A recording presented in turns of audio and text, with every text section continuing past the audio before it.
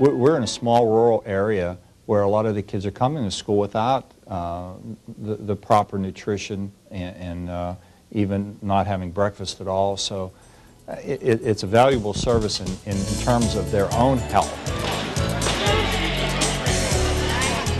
When I was interviewed for my job, they actually asked if I had any ideas of implementing a program, and that's how I got the ball started.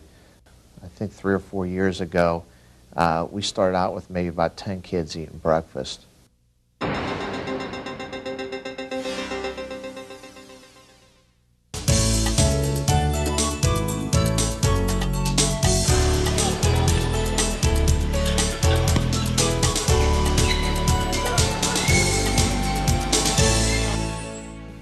Well, we started a program about 4 years ago, and I thought the biggest thing we needed to do is get the breakfast program, how good it is, and spread it by word of mouth, and especially hit like the athletes, the more popular kids, because I felt once everybody saw those kids eating breakfast, then they would follow. Yeah, what we do is we get a couple students from student council in each grade. We try to meet once a month, and we also have a suggestion box that they control, they run. And at the meeting, we kind of have a secretary, and we go through all the complaints or the suggestions, and I try to address each one of those. Either we can do it or we can't do it. After that part of it's over, I try to get feedback from the students, what other students are saying during the lunchtime, and trying to address those issues myself or relaying information to them to relay out to the student body. And then we go over just hashing a lot of ideas, brainstorming what we can put on the menu, what we can't, and really give them a voice on what we have in the program, what we should continue doing, what we should stop doing.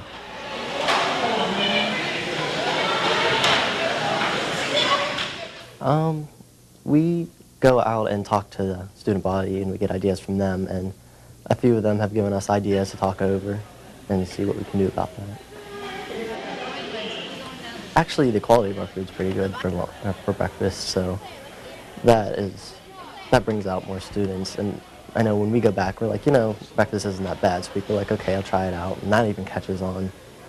And I know that kids sit in class say, I'm getting hungry for lunch, and we're telling them maybe you should try out breakfast because, that'll help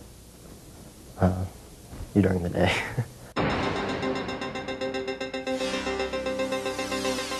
It's increased from maybe 2%, district-wide, I'm talking 2% to about 30 to 35% a month. You need to really look at it because financially it helps your department, because it's really tough trying to keep afloat.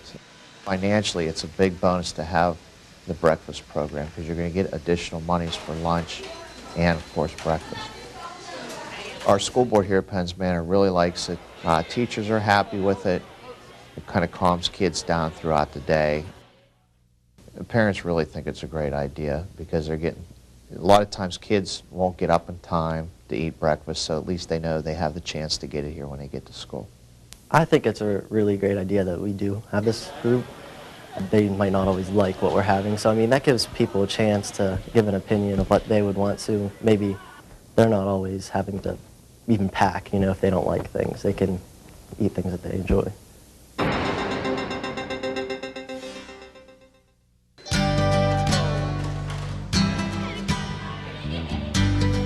Number one, involve the students, try to find out what they want. And I would also suggest on the high school level is give them a choice like yogurt, cereal, Pop-Tart every day.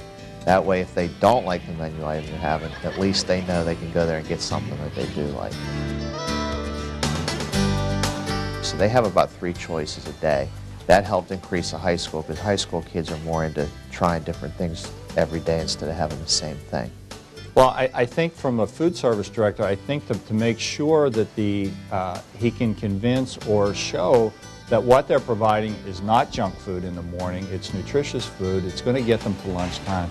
And it's just not a place where the kids can just go just sit around either and disrupt the day. In order to win over your administration, you've got to show them the benefits of the breakfast program in two ways. First, financially, because everybody's concerned about their financials and their budget. Second would be how it affects the learning process that a child that eats breakfast versus one that doesn't. And the third thing is you've got to be very flexible. You've got to be able, at first, willing to work with as little or as much as you can. And then once you get it started, you slowly win them over and when they see all the benefits of the program.